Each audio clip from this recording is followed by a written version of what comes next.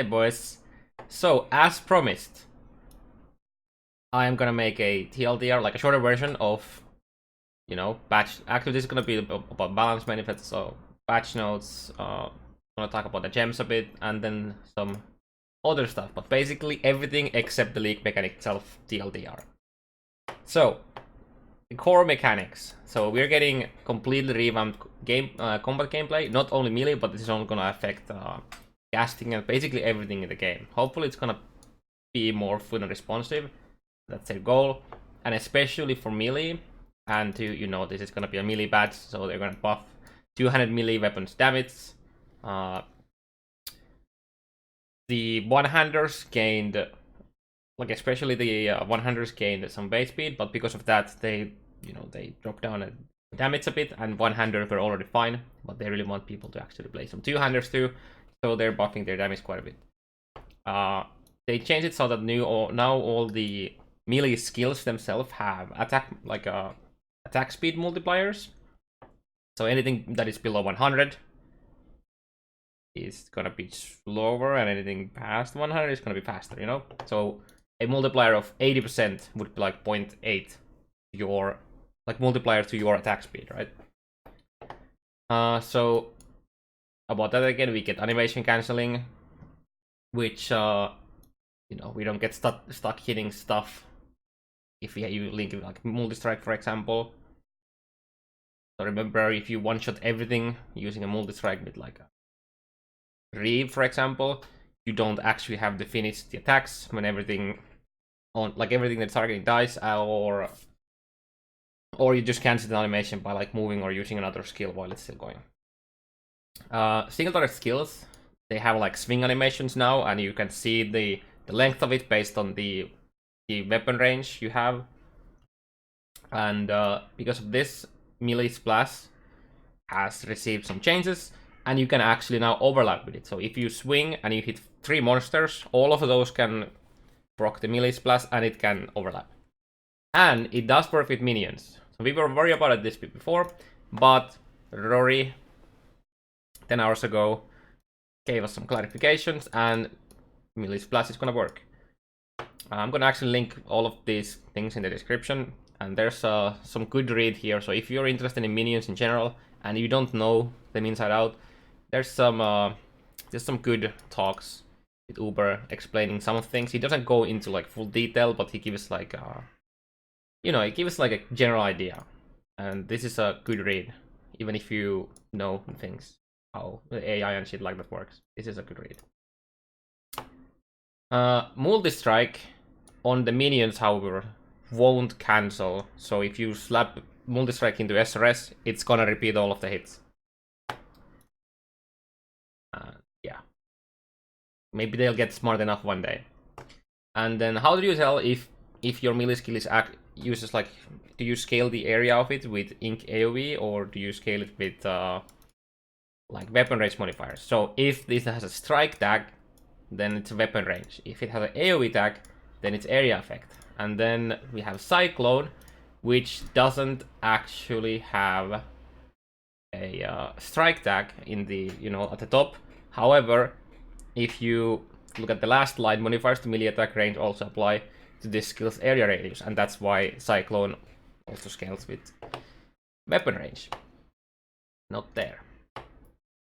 And then yeah, let's go talk about a bit of the skills and supports. So they added a bunch of new skills and supports, and the auras and the buffs are looking pretty damn good. So first we have the precision, which is a flat reservation now. I like it because it's like, I mean, it was before too, but it was only an amulet, but you get flat accuracy and some crit chance, and depending on how much unreserved mana you have left, you can balance around it, which is nice. Then we have Pride, which is basically just where are you? It's just gonna take more physical damage, and it's gonna work for everything physical. It's not just melee, everything, which is really nice. This is a really strong, and unlike a lot of the other effects that increase the damage taken on the enemy side, this is actually more physical damage taken. So this and something like Intimidate are actually separate multipliers and don't stack added together. So this is really good. Flesh and Stone is just absolutely insane. This is just mind-blowing good. I am expecting this to get nerfed after this leak. So they basically give you, for 25 mana reservation, they give you Sabos blind, and if the enemies are not in the blind, like the radius for the blind, they're gonna do, well, you're gonna take less damage from them.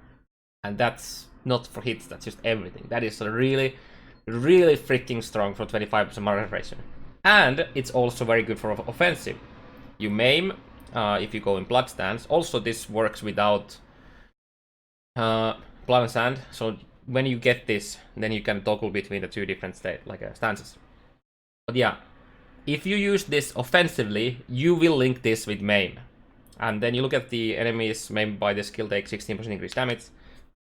Sorry, increased physical damage. They are changing maim support to also be like applied to this.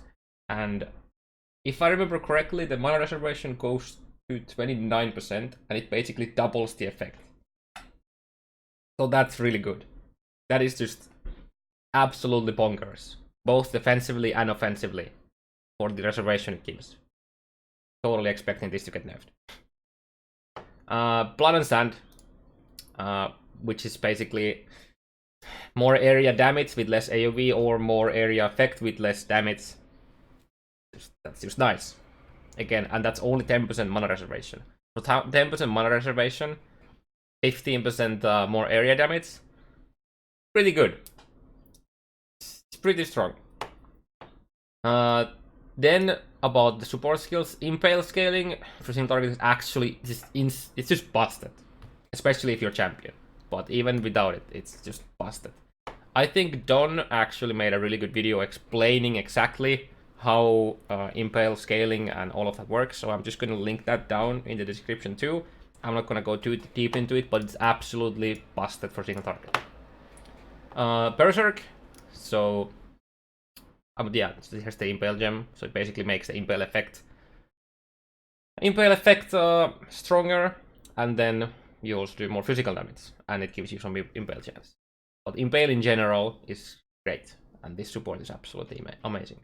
But yeah, the Berserk is basically really strong if you can get the Berserk stacks up. So if you're a Berserker, this is really good. You probably want to use this on every single Berserker that gets Rage, you know? Not necessary for everything else, like every other build, unless you're mapping and you can manage to get the Rage stacks up for boss fights. So basically this just gives you crazy less damage taken, more attack speed, more movement speed, more damage.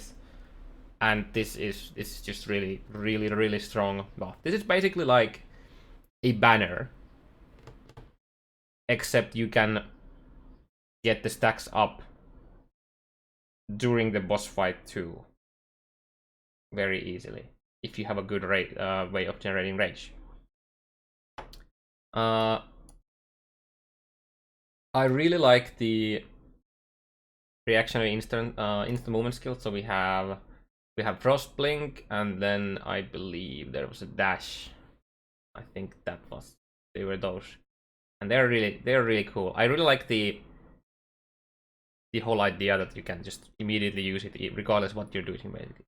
And you can actually build around Frost Blink, like making it actually a damaging skill. You can definitely do that. Well, the new supports, I guess the Impale should have been there, but yeah, the Pulverize, which is basically more AoE, more AoE damage and less attack speed, it's really nice. This, and then Shockwave, which is gonna be mentioned here as immediately after, which is here. A Shockwave especially is it looks like GGG is really trying to get people to play so slow attack builds, because if you get crazy attack speed, then Shockwave, the more attack speed you get, the less effective Shockwave becomes. So it looks like this is like, you're gonna get your Marohi Ergi, you're gonna go Earthquake and you slap Shockwave in there. And I haven't done the math, but I'm pretty sure most of the time, if you attack really fast, then other more multipliers are just gonna be flat out better than Shockwave. And then we have the Pulverize, which is just really freaking strong. It lowers your attack speed, but it gives you a lot of AoE and a lot of AoE damage. This is a really strong gem. Cries in AoE, like in AoE support. But I guess the thing is that this is owned for melee and that's for everything. Then we have Close Compact.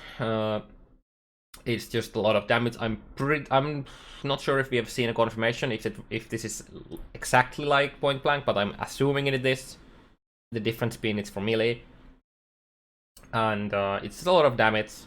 And it gives you a nice 2-second duration, or until up you use a travel skill for more attack speed. Sorry about that.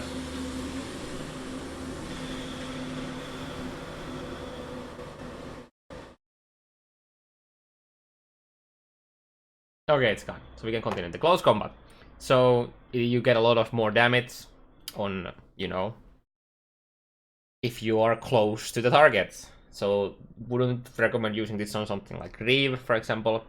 But I really like that you get the buff for movement abilities. So this is really nice, you know, non-instant. So Dash and Frostblink don't benefit from it. Something like Leap and Shield Charge and something like that. So for those, that's pretty nice. But for the majority, it's just the damage. The tiny bit of extra coolness on there to make it feel unique. Rage looks pretty good. So this could be a way to generate the stacks for your Berserk, especially with the chain hook, wherever that is. We had a I don't remember where it is, but we had a there. So we got a new skill, like mobility skill that gives you rage. Maybe that, and then some other ways to get rage through a support gem, and you could actually just use the Berserk on non-Berserkers as well, and have a good uptime on it, or like usage of it. But even then, just for slapping it on boss, like during a boss fight, is crazy. What I haven't seen, maybe I haven't checked all of the GGG posts, but depending how this stacks, if it stacks with the rage generating from Berserker himself, which has every 0.3 seconds, this could make for a pretty insane Berserk usage uptime. But yeah, I don't know if we have a confirmation how this works, or yeah, it could be something really crazy.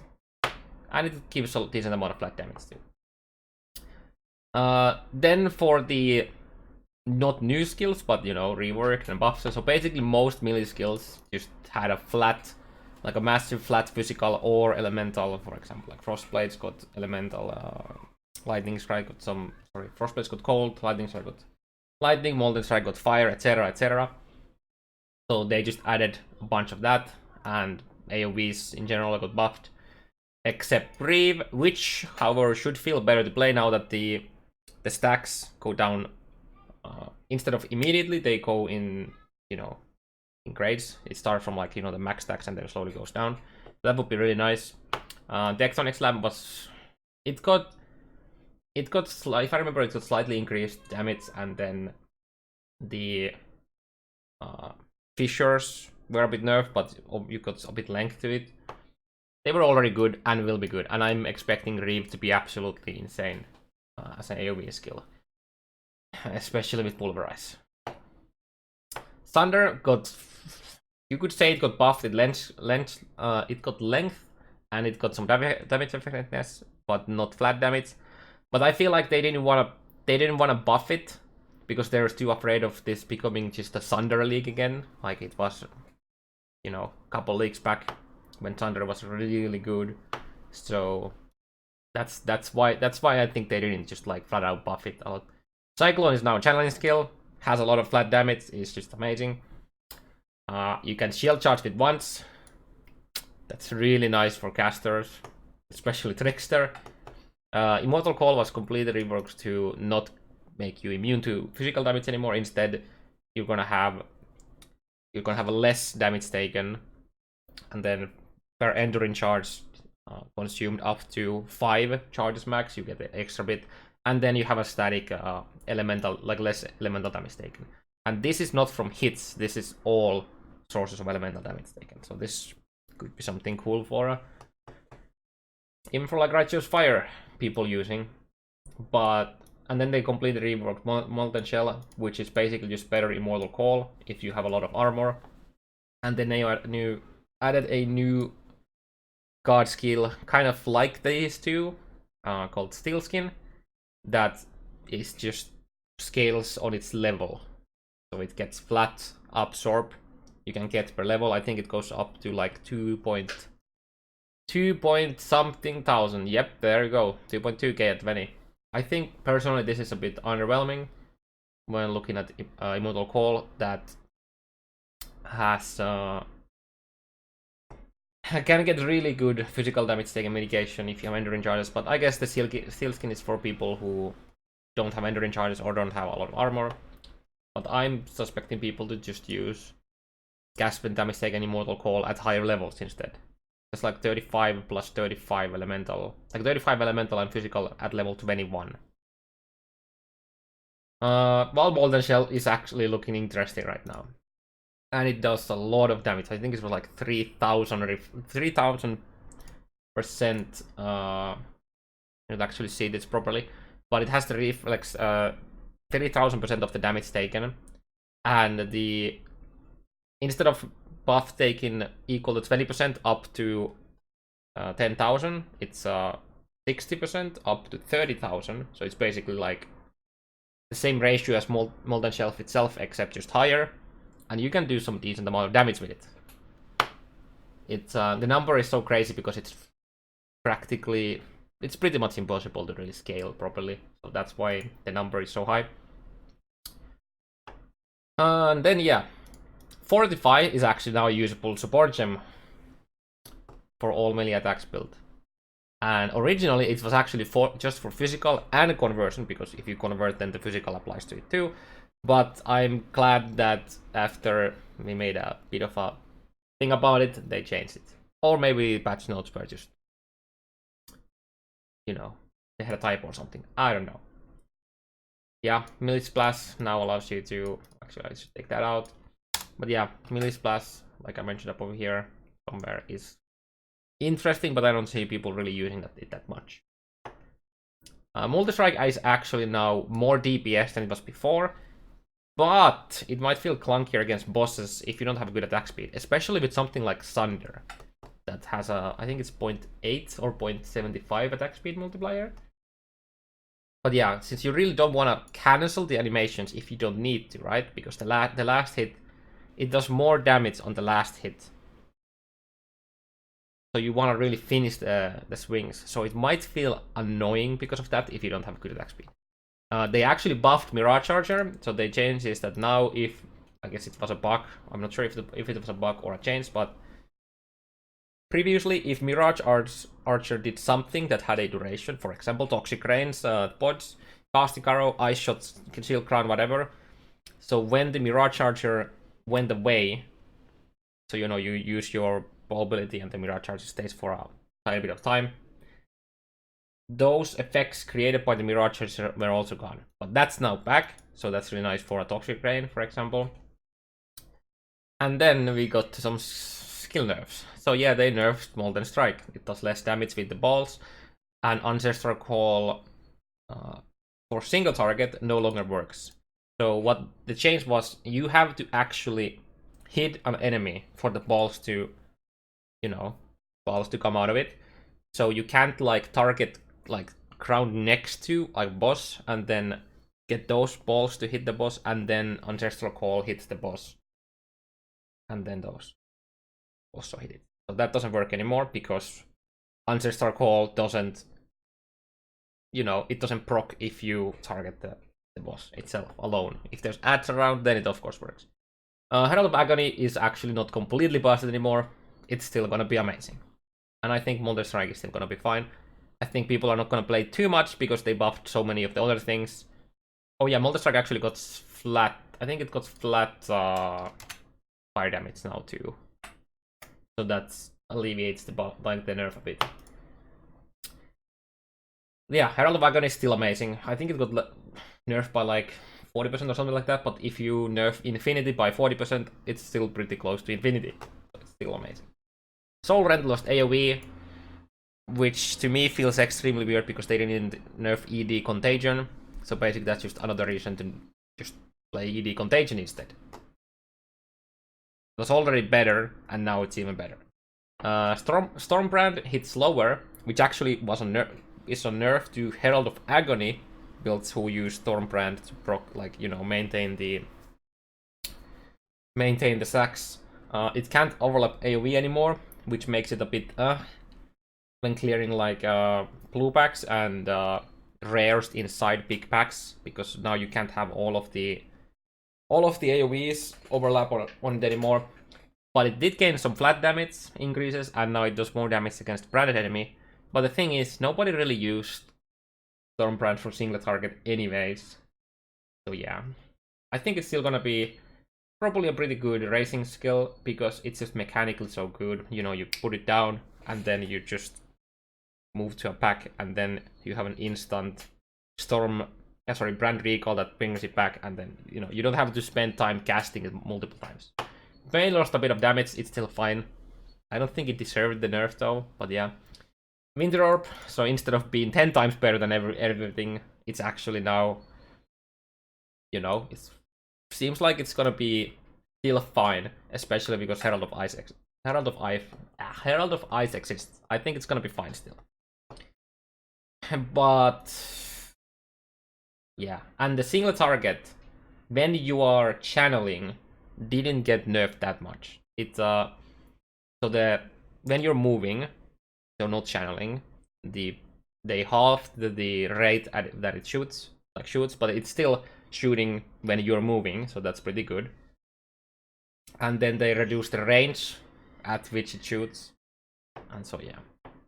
Warlord's Mark is now completely dead for non-attack builds because the leech only applies to attacks, unless this is somehow the only way you can generate Enduring Charges for Spellcaster for whatever reason you want to do that. I personally don't like this change too much. I understand why they did it, but yeah, not a fan of this personally. And then we had some other changes, especially item changes. So Abyssal Jewels got nerfed. About time. So they nerfed all of the higher tiers of life, mana, and ES. I think the max is now 40 instead of 50. They lowered the flat damage and they made it harder to obtain them. They changed the normal jewels, these weapon-specific modifiers, to instead of apply to physical damage, to apply to all damage with those now. So that's really good.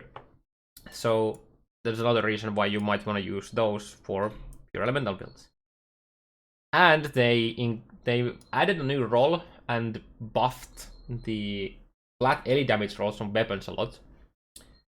So that plus that might actually make it so that you want to use those. Also, crit multi and attack speed on normal jewels was really good anyways. So, and people like double crit multi attack speed and like 7% life is pretty strong anyways. But yeah. Dense fossils got nerfed. Okay, so they don't have the suffix percentage ES anymore. Instead, for body armors and shields, you kind of get quality. They also nerfed the quality crafts on, you know, all of the items because they gave you too much ES. But I still think every ES build is still gonna be using Dentist to craft because of the quality and because it just helps you get ES rolls in general. And I think ES is still gonna be fine. I would totally expect the best builds, especially in hardcore, to still be ES based. Div cards. They added a bunch of div cards, and I have a couple to highlight. So we have a Demigod's Wager, which is 7 out of 7 for another Orb of Annulment card, which sounds crazy good, assuming it's actually farmable. The other card the Seeker, which I think is 9 out of 9, only basically drops. I think it actually only drops in the the today's incursion temple. So it's basically you can't really farm it. We have Buried Treasure, which is a Sulfite Scarab Div card. And if this is again farmable, unlike something like Seeker, this could be something really crazy, and I might even set up my Atlas around this. And then the Primordial, which gives you a jewel, which is Primordial, which is a Golem jewel. So maybe we actually can reliably make Solo Self and Golem builds now. It really depends if this is farmable. I would expect this to drop from maps that have golems as a map boss or something like that. I think there's like one or like few. There's like the Grotto had it, and then I don't remember the last map. Yeah, some unique changes. Okay, so Wrathpit was crazy for summoners with Necromantic Aegis when they first revealed what the Wrathpit change was. But it was too good, so instead of instead of capping the Wrathpit, like they could have easily capped the Wrathpit to values that life builds would never even hit. But they just deleted the interaction completely, so Wrathpit doesn't work with Necromantic Aegis anymore. They, because Unnatural Instinct was too good, they just completely axed this. Well, we talk about that probably later too. I'm a bit sad. I would have just nerfed Unnatural Instinct instead, because people didn't really use it anywhere else but that slot. Yeah, but who cares? You can put the Temple Strength Jewel here, and because they added this cluster here, which is 70 strength, you get a fuck ton of crit multi from here. And likewise, they added like a 70 int here, so if you put the int Temple Jewel here, you get a lot of accuracy. So if you're playing an attack build, somewhere here, going here and slapping that jewel here will basically, I think I give like 1500 accuracy or something, like flat accuracy, something like that, which is half of the accuracy you need to always hit like a normal 83 monsters. So that's pretty good. But yeah, instead of nerfing a lot of the powerful unique items, they made them rare. So Headhunter, the conversion chest piece from Uber Elder, and then the Expiration Amulet from Shaper. I don't remember the name of that, but yeah, so made those, more rare. I wonder if there are more of items that they nerfed that are like the drop rate from. For example, Lionel's Glare looks pretty freaking good now. With the new buff ascendancies. And then some of pretty crazy keystones being shown, like the life recharge rate, occultist life-based recharge, sounds pretty good. I mean, you don't have to be occultist anymore because we get part in the skill tree, but yeah. Then there's the jewel that gives you elemental damage taken as chaos, and it increases your max chaos resist by 10%. That plus Saffel makes your max chaos resist 89. So that makes Shaper Balls in Uber Elder fight a joke. And it's also all elemental damage taken, not just hits. So this is a really crazy jewel. The one that does it. I think it was called Divine Flesh. But it's a mod, a divinable mod in one of the Legion jewels. I think it was a Wall jewel. But yeah. Start investing into Divines, guys. Because there's gonna be some good crazy in there. Marohi is gonna be like over 550 DPS.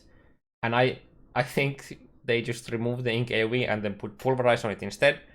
You can also corrupt it for a Fortify. Not Fortify, but the support, which is a more multiplier. Unless they are chasing that. There's some crazy every item that can corrupt into, you know, the Fortify support is pretty bug. Some big changes. If none of the above concerns you at all, so they made influence. Oh, this is wrong place. Quite buffed. Also, you can see the influence in your map stats tab now, which is nice. But yeah, Shaper influence maps always contain additional monsters instead of having a chance. That's nice. Same happens for Elder influence maps. So mapping with influence ping pong just got better. It was already good, but it just got better. Corrupted maps no longer cost wall orbs with the Zana mods. That's pretty damn good. So basically, if you're running high tier maps, you're running shape strats, corrupting your maps is no longer really a should I do it? It's gonna cost more to use Zana mods, you just do it. And much like the influence changes, they also change strongholds, well, buff strongholds. So strongholds can actually, will Shaper strongholds will always contain additional monsters and anomalies as well as bonus effect random. So these, when you kill these, they, you know, they spread into more monsters that can drop items and shit like that. So strongholding a specific map might actually be really good now. It was already decent, but now that they always have monsters, that's really nice. That's basically a permanent pack size upgrade into the map that you have stronghold in.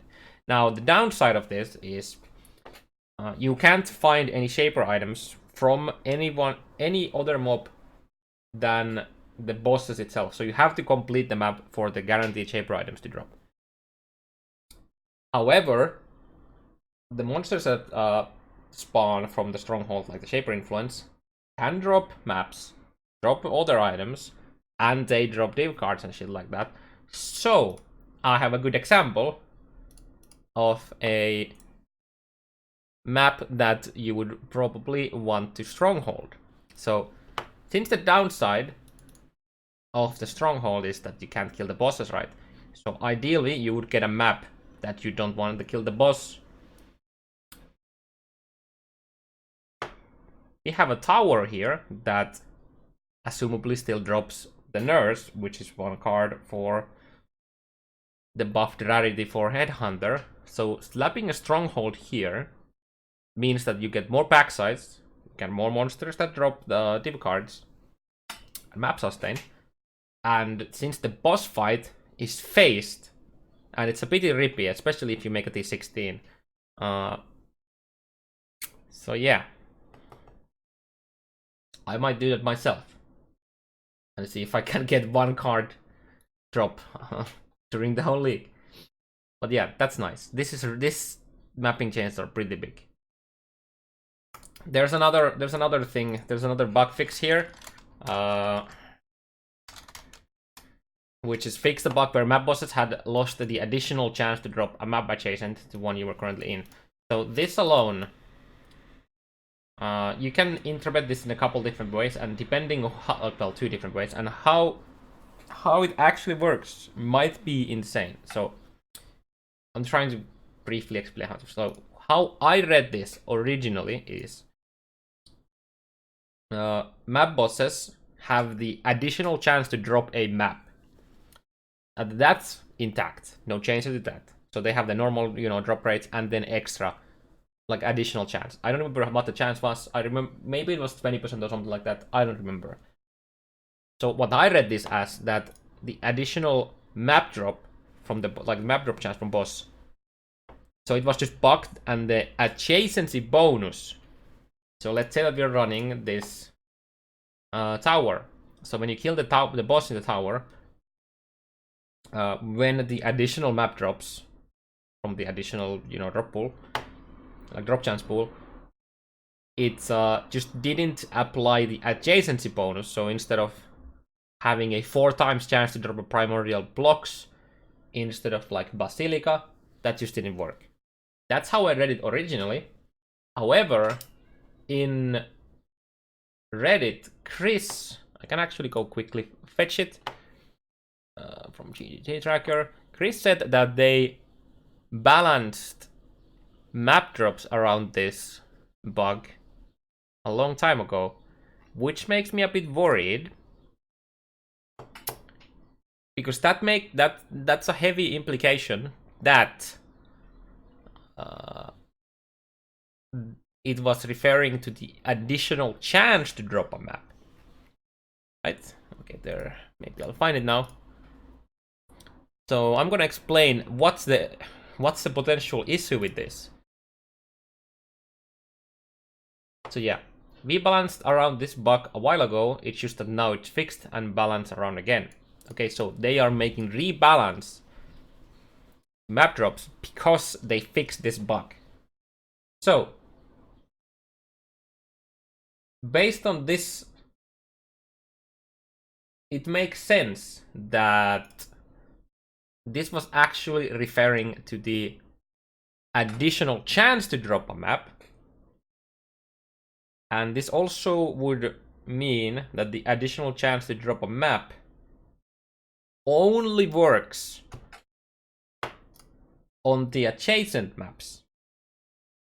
Okay, so normal gameplay like this, it's whatever. You have a whatever % chance to drop like an adjacent map. So in this case would be a cemetery or primordial box from the tower. You don't actually see because this is really hard to see. Like the cursor is hard to see. Now, what this poses an issue to is shaped strats. So let's say that you wanna do a T14 underground sea, and let's say that you have a T15 moon temple, sorry, not moon temple, T15 volcano. So whenever the additional map drop procs from the underground sea, it could only be Scriptorium, Sepulture, or Toxic Sewers, which means less sustain for high tier maps from that specific boss drop. So if that's the case, that's really freaking crazy. And what makes me actually believe that this might be the case is obviously Chris's comment, but also the fact that they are continuously, when they do Atlas changes, they are trying to make it so that, like, they are trying to make people to play full Atlas completion instead of shape strats. So this would actually kind of make sense. However, but at the same time, by shaping Toxic Sewers and Underground Sea together, now you fix the issue. And that now just feels really, I guess, inconsistent, and it just doesn't feel it doesn't feel intuitive at all. So I would really like to hear clarification on this, because if the mechanic, this is actually a new mechanic that I don't remember anyone else ever mentioned before, because we were just told that there's additional chance to drop a map. It wasn't adjacent map. So yeah, that's a good 5 minutes explaining Atlas mechanics when I'm trying to do a TLDR. Okay. But yeah. Sentences. Trickster is more than fine. In fact, Trickster has such a good evasion and is pretty good at dodging. So he just dodged away and the Elementalist got hit. And Occultist got hit instead. So Elementalist is basically now a Golemancer or a Ignite Prolif build where you have to use the Ignite Prolif support gem. For that, it's still gonna be fine. You just lost the Shock Prolif and then Freeze Prolif, right? But if you're doing an Ignite build, you're probably not freezing anyway, so you just lost the Shock Prolif there. And then a bit of the shock scaling. But this will still work for single target. So in that case, it's in that sense, it's fine, and Trash dies immediately anyways. So it's not necessarily that big of a deal for that specific build. But I feel like if you want to play Ignite Prolix build, might as well go Trickster instead. So, Elementalist got pretty much Thanos, unless you're a Golemancer. Occultist, I'm pretty sad about this. Well, more of just like they just like removed stuff. So yeah, basically what happened? They moved the Wicked Ward into skill tree. They added a penalty to it. So if you want to be an occultist and you take Wicked Ward and you take Wild Bastion, you now 50% less ES region. So they nerfed that combo. Not only that, they also nerfed the flat ES. So this plus this Wicked Ward and the Wild Bastion, when you had an occultist, used to give you like 250 flat ES. So that's all gone now. And they capped the region from the kill trees until 10. It was before 30%. So pure ES based occultists seem a bit meh now for me, in my opinion. I think they're still gonna be fine for life based. I think they're gonna be fine for hybrids. They're gonna be okay for EBMOM setups too. And then for the guys that got buffed to Slayer is interesting now because kind of want to take everything. Even though Leech is kind of a meme, this is still a really strong node. But Bane of Legends and Overwhelm. So if you want to take this and this, you have to drop this, right? If you want to go Impact, you have to drop all of this. If you go Crit, if you want to do like Crit Cyclone, you have to drop all of that if you wanted to go here. So there's like actually decisions to make here.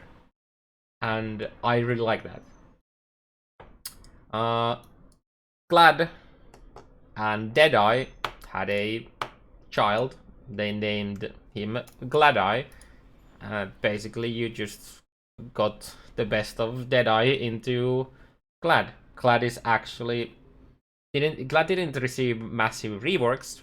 It didn't really need to, but it's actually a god tier now. You take that. If you're not block build, you just take that. The sad thing is that you don't really have much options here, I feel like, because it's such a divided. Either you go block or you don't go block. If you don't go block, you take those four. If you go block, then you have some changes to like. Then you have some decisions to make. Well, champ is still a champ. They buffed the Impale, the flat damage from Impales. You have a life flask here basically now if you use War Banner, because if you drop it down, if you didn't have Adder before, you just got 25% life recovered. And then, So basically this doesn't work for the, let's use a blood magic aura to give myself adrenaline for 20 seconds. For that, the heal doesn't work, obviously. Glad is amazing. The Impale support and going Master of Metal is just... That's a lot of damage. Mana Guardian was so freaking OP that GGG, even though they tried, it basically just like laughing in the corner, drinking coffee, Berserker, it's faster than fucking Jackie Chan now. It just keeps hitting after hitting. It's just so fast. And you can actually make good Glad builds with that aspects of the Carnage now. You just go Blitz and Rite of Ruin, boom, and this is actually a pretty decent for hardcore too. Because the lose maximal life per second rage is kind of... If you don't have Wallback, that's not hard to get. Like, that region is not hard to get, and you have the Leech, so that's fine. Chieftain is actually really freaking legit for Righteous Fire now, and it's legit for Totem builds. It's really nice. There's one node that I'm like I'm not sure about this, and that's this node. Because you don't really have a build that wants all of those three nodes. You have some, like, either you go the Ignite and the burning damage, or you take the pen pretty much. It's not a bad node, but when you compare it to everything else, it feels a bit like weird. Yeah. And then, so this is their nerf. They're, instead of buffing just melee, they're making a lot of the nodes in the ascendancies really generic. So you can actually play bow builds. You can also play bow build on a chieftain. I don't know why it's not here. But yeah, they're all inside for bow builds as well. Especially our boy Slayer here now with Overwhelm. So any bow with low crit, like unique bow, Lightning's Glare by the way, gets just a base crit 8. It's really freaking good. So yeah, my big question I guess is, can melee builds actually compete with the ridiculous clear speed that bows are gonna have also with these buffs? And then skill tree changes. So they basically buffed one type of play only, and that's the CI melee's also found challenge, because you had to rush for CI on that. But basically that's it. This is sad. It's like literally for endgame build, it's like literally better to take these nodes instead of these nodes. Like really? The lower part of the skill tree is actually insane. Like, you know how they advertise, you know, we have a skill tree with 3,000 whatever amount of nodes. I wonder how many it's now and how many they're going for. But there's just options after options after options. It's actually been really cool to try to make builds here, because, and also annoying, because I don't know what to drop. No, not here. Charge generation on top. Yeah, oh. They made overcharged. They basically gave you 2 skill points for builds that wanted to go here for True Conduit to get overcharged for charge gains. So this is nice. And while they did that, they triggered the OCDs on people. So all of the other jewels, you know, the 6 jewels that you have here, none of the other jewels, the second point, like the point from the outer rig going towards the Scion, has any nodes to it. You know, that's your strength, just dex, just int, and you have int and then overcharge there. But that's a really good change. Then about they've changed the accuracy. Oh, I guess I didn't even mention that, but yeah, you can actually hit 100% accuracy now. Sorry, chance to hit instead of capping 95, which is big change. And how they did it about accuracy is all of the generic accuracy, so the clusters that actually like were like basically based on accuracy, got their accuracies buffed. These got buffed, and then like the other non-specific accuracy nodes got them values lowered a bit. Sorry about that. So yeah, remains to be seen how easy it is to hit or hard it is to hit the 100% chance to hit. Oh yeah, they added accuracy here in these nodes. That's great. So there's basically more accuracy available if you want to, but you have to choose between accuracy, life, and the other goodies. Then yeah, basically every build that is somewhere here, the routing has changed.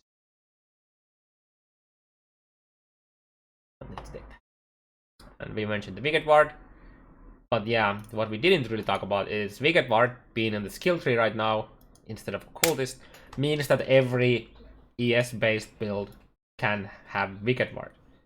Now, one Ascendancy basically has no downsides to that, and that's the Trickster, other than taking potentially a couple skill points to get there. If you're traveling through here, let's say that you go get the here, or you have the crit move, 2 points. Now the thing is, it doesn't all like I feel like it's not the greatest for Trickster, because how it works, like, you know, you're most of the time you're at full ES, or you don't have any ES at all because you're like burning from ignites or something like that. And when you're full ES, this can't start. So it's in a weird state because of that. But at the same time, you evade and all that. But yeah, it's an interesting change. And this combined with the jewel, the Legion jewel that makes ES recharge work on life, and it won't. So basically, this plus that jewel gives you a 4-second life recharge that doesn't stop. So it's kind of like Overleech. So that's very interesting. I want to see builds around that. And that's pretty much it. I'm surprised this is less than an hour. I was hoping that it would take a bit less. But yeah. I'm excited, and I think I covered everything that this was somewhat relevant changes to this in this patch.